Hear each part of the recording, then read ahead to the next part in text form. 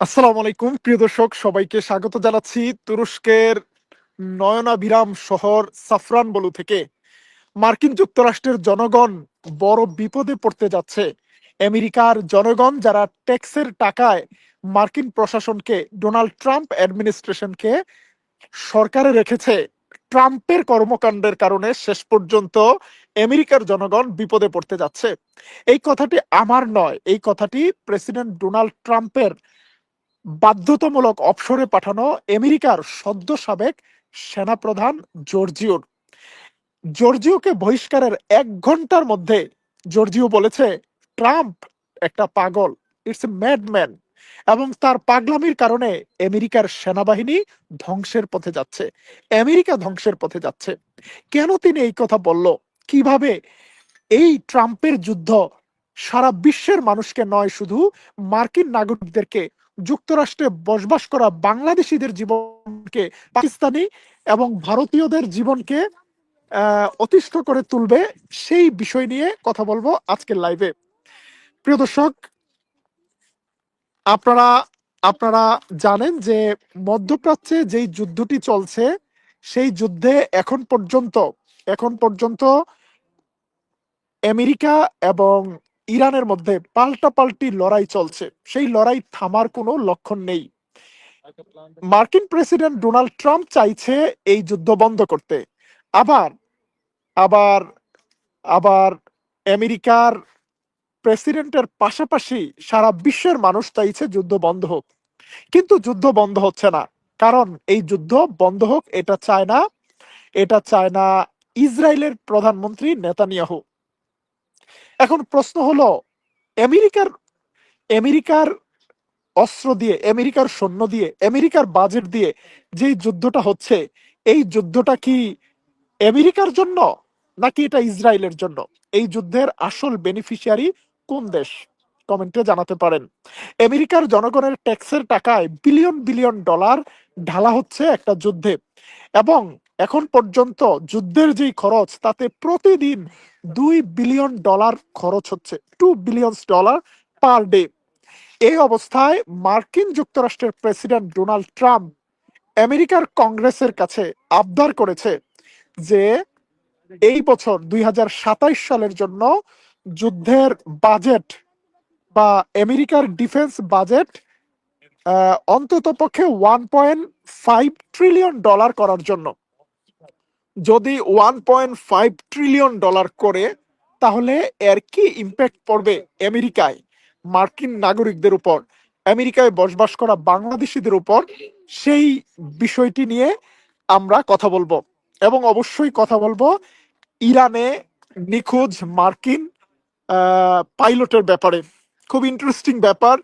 ইরানে হামলায় যে ফাইটার জেট ভূপাতিত হয়েছে, তাতে আমেরিকার 2জন পাইলট নিখোঁজ হয়েছিল, একজনকে কোনোভাবে উদ্ধার করতে পেরেছে, কিন্তু আরেকজন এখনো নিখোঁজ রয়েছে। তার খুঁজে তন্ন তন্ন করে খুঁজছে ইরানের বিভিন্ন বাহিনীর সদস্যরা, ইরানের সাধারণ মানুষ, ইরানের আহ, ইরানের ইরানের উপজাতিরা।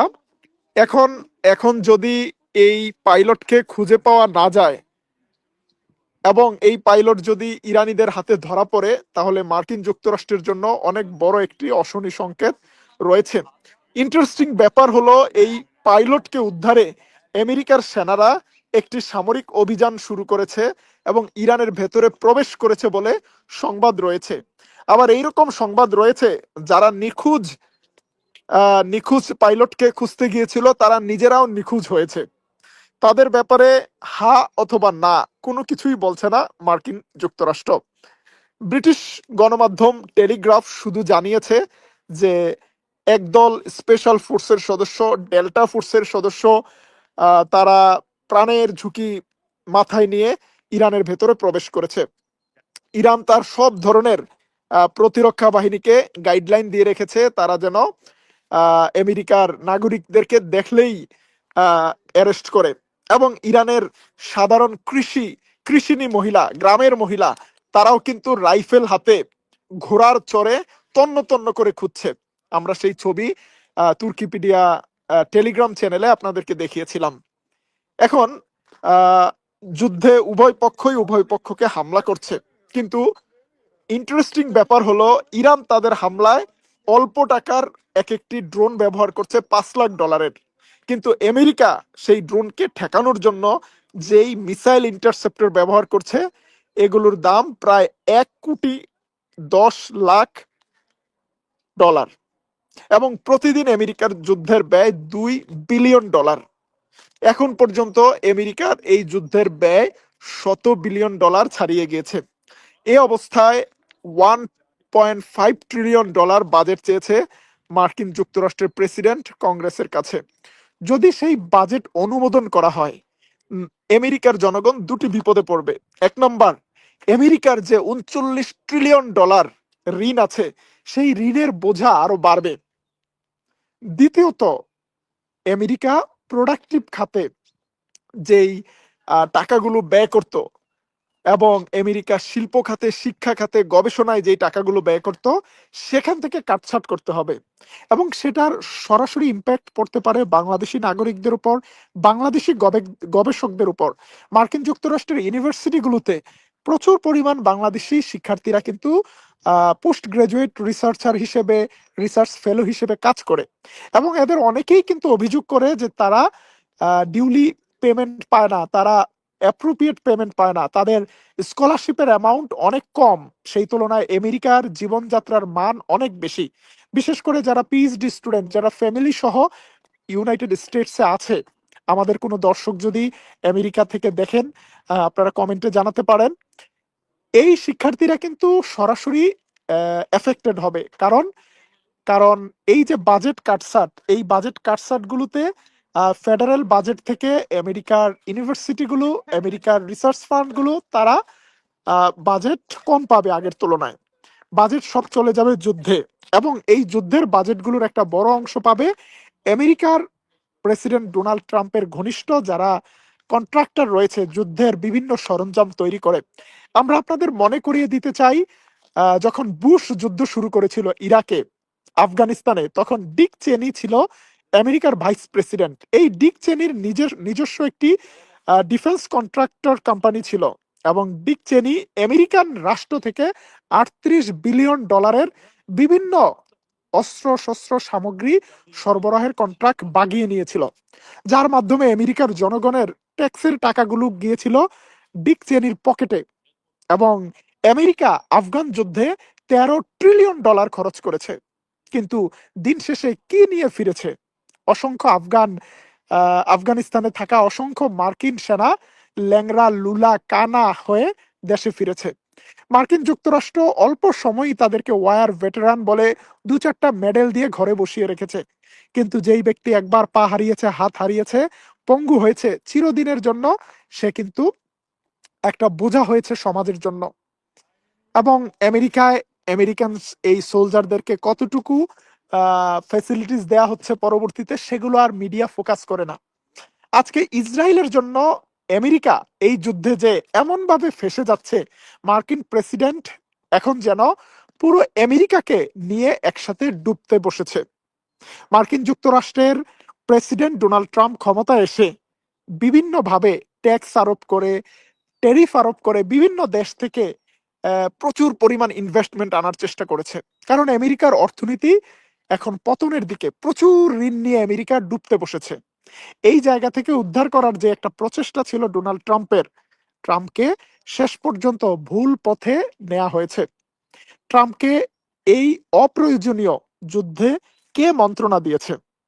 অনেকেই বলে এই যুদ্ধটার আসল পরিকল্পনাকারী নেতানিয়াহু, এবং ট্রাম্পকে ইরান সম্পর্কে ভুল তথ্য দিয়েছে, রং মেসেজ দিয়েছে, রং ক্যালকুলেশন ছিল, এবং সেই রং ক্যালকুলেশনের উপর ভিত্তি করে ট্রাম্প যে যুদ্ধ শুরু করেছে, ভেবেছিল 4 দিনে যুদ্ধ শেষ করবে, ভেবেছিল 2 সপ্তাহে যুদ্ধ শেষ করবে, 3 সপ্তাহে যুদ্ধ শেষ করবে, কিন্তু এখন পর্যন্ত যুদ্ধ শেষ হয়নি, এবং ইরানের মিসাইল বন্ধ হয়নি। আজকে দিনের বেলা মধ্য ইসরায়েলে তেল আবিবে তামা তামা করে ফেলেছে ইরান, এবং নতুন নতুন মিসাইল হামলা চালাচ্ছে।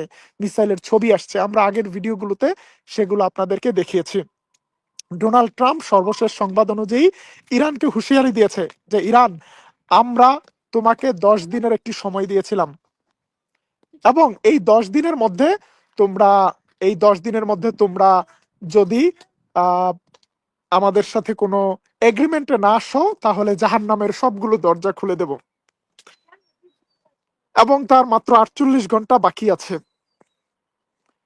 জাহান্নামের দরজা আর কোনটা খোলার বাকি আছে? আহ, বিজ্ঞান ও প্রযুক্তি মন্ত্রী আজকে বলেছে যে এখন পর্যন্ত ইরানের প্রায় 30টা ইউনিভার্সিটিতে হামলা করেছে আমেরিকা।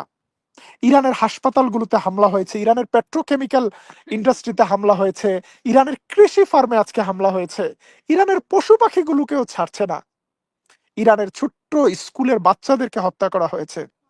ইরানের ক্ষতি এই যুদ্ধে কম নয়, কিন্তু ইরান এখন পর্যন্ত যুদ্ধের ময়দানে টিকে আছে এবং শত্রুর ক্ষতি সাধন করার ক্ষমতা দেখাচ্ছে। আমেরিকার গণমাধ্যম বলছে আমেরিকার হাতে এখন পর্যন্ত যেই মিসাইল আছে তারা সেটা দিয়ে 1 সপ্তাহ ইরানকে মোকাবেলা করতে পারবে। কিন্তু এরপর কি হবে এটা কেউ জানে না। এ কারণেই তড়িঘড়ি করছে ট্রাম্প, অসংখ্য রকম চাপ দিচ্ছে, কিন্তু চাপে গলছে না ইরান। সমস্যাটা এই জায়গায়। ডোনাল্ড ট্রাম্প মনে করেছিল হয়তো আয়াতুল্লাহ আলী খামিনি একজন অনমনীয় নেতা, খামিনিকে সরিয়ে দিলে হয়তো অন্যরা ট্রাম্পের সাথে ডিল করবে। ডোনাল্ড ট্রাম্পের ভুল হিসাব। ভেনেজুয়েলা মনে করেছিল ইরানকে, কিন্তু ইরান যে ভেনেজুয়েলা না, সেই বিষয়টা ট্রাম্প বুঝতে পারছে ইরানে এসে। এবং এগুলো নিয়ে অনেক হাস্যরস হচ্ছে। সোশ্যাল মিডিয়াতে নানা রকম নতুন নতুন ভিডিও আসছে। ট্রাম্পের কপালে কি আছে সেটা জানা যাবে মধ্যবর্তী নির্বাচনে। আমেরিকায় কিছুদিনের মধ্যে মধ্যবর্তী নির্বাচন হবে। সেই নির্বাচনে যদি ট্রাম্পের দল হেরে যায়, তাহলে মার্কিন সংসদে ট্রাম্পের ক্ষমতা আরো খর্ব হবে। ইতিমধ্যে আমেরিকার কংগ্রেসকে পাশ কাটিয়ে একটা অনৈতিক অবৈধ যুদ্ধ শুরু করেছে ট্রাম্প। এবং ট্রাম্প অ্যাডমিনিস্ট্রেশন ইরানের বিরুদ্ধে এত বড় যুদ্ধকে যুদ্ধ শব্দ বলতে রাজি না। কারণ আমেরিকার প্রেসিডেন্ট সংসদের অনুমতি ছাড়া যুদ্ধ ঘোষণা দিতে পারে না। ডোনাল্ড ট্রাম্প একটা এটাকে একটা কনফ্লিক্ট বলছে, একটা মিলিটারি অপারেশন বলছে। সারা বিশ্বের মানুষকে বোকা বানাচ্ছে, মার্কিন নাগরিকদেরকে বোকা বানাচ্ছে। এবং এই যুদ্ধে ডোনাল্ড ট্রাম্প ব্যবহার করেছে B-1 বোম্বার বিমান, B-52 বোম্বার বিমান, F-35, F-16, F-15, A-10 cruise missile, Tomahawk. কি ব্যবহার করেনি? আমেরিকার সকল ধরনের এয়ার ডিফেন্স ব্যবহার করেছে, Arrow air defence, THAAD air defence, Patriot air defence. আর কি ব্যবহার করলে যুদ্ধ বলা যাবে এটাকে? আমেরিকা ব্যবহার করেছে তার 4টি aircraft carrier, Gerald Ford, Abraham Lincoln, George W Bush. এরপরেও আমেরিকান নাগরিকদেরকে বোঝাচ্ছে আমরা একটা পিকনিক করতে গিয়েছি, হরমুজ প্রণালীতে আমরা ঘুরে আসব। আমেরিকার নাগরিকরা বোকা নয়। আমেরিকা পৃথিবীর সবচেয়ে শিক্ষিত মানুষদের দেশ। আমেরিকার নাগরিকরা সবাই বুঝতে পারছে সিচুয়েশনটা কি, কিন্তু কিছু করতে পারছে না।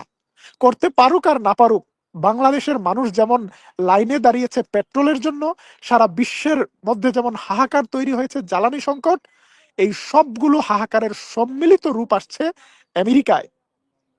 আমেরিকার তৈরি করা এই মানব সৃষ্ট বিপর্যয় যেন বুমেরাং হয়ে ফিরে আসছে মার্কিনীদের জীবনে। আমেরিকার অর্থনীতির জন্য বড় একটা বিপদ এগিয়ে আসছে। এমন একটা ফাঁদে পড়তে যাচ্ছে ট্রাম্প, যেখানে এই যুদ্ধ চালিয়ে যাওয়াও কঠিন, এই যুদ্ধ থেকে ফিরে আসাও কঠিন। এখন ইরানকে চাপ দিচ্ছে 48 ঘন্টার মধ্যে যুদ্ধ বিরতি দেওয়ার। ইরানের কি উচিত যুদ্ধ বিরতিতে যাওয়ার? খেলা তো এখন সেমিফাইনালে, ফাইনাল খেলা সামনে। এই অবস্থায় ইরানের করণীয় কি? আপনার মতামত জানাতে পারেন কমেন্ট বক্সে। তুরস্কের নয়ানিভারাম শহর, কারাবুকের সাফরানবুলু শহরের হুকুমত কোনাক থেকে আপনাদেরকে আজকের এই লাইভে আলোচনা করেছি। আমাদের পেছনে রয়েছে যে বিল্ডিংটি, এটি অটোমান এম্পায়ারের একজন গভর্নরের অফিস এবং বাসভবন ছিল। এবং আমাদের পেছনে যেই শহরটি দেখছেন, এটি সাফরানবুলু শহর। এই শহরটি প্রায় 2000 বছর আগের একটি শহর, বাইজেন্টাইন আমলের শহর। এবং পরবর্তীতে সেলজুকরা এই শহরটি জয় করে, তারপরে ওসমানীরা এই শহরটি জয় করে। এবং এই শহরটিতে এরপর আর কোনোদিন কখনো কোনো বিদেশি শক্তি আসতে পারেনি, যে কারণে এই শহরটি পুরোটা ইনট্যাক্ট রয়েছে। এই শহর ধ্বংস হয়নি, ক্ষতিগ্রস্ত হয়নি। আমাদের পেছনে কাশ্মীর থেকে আসা আমাদের একটি পরিবার রয়েছে যারা ঘুরতে এসেছে আমাদের শহরে। আপনাদের সবাইকে তুরস্ক থেকে শুভেচ্ছা জানাচ্ছি। আবারও দেখা হবে তুর্কিপিডিয়া নিউজে। আল্লাহ হাফেজ।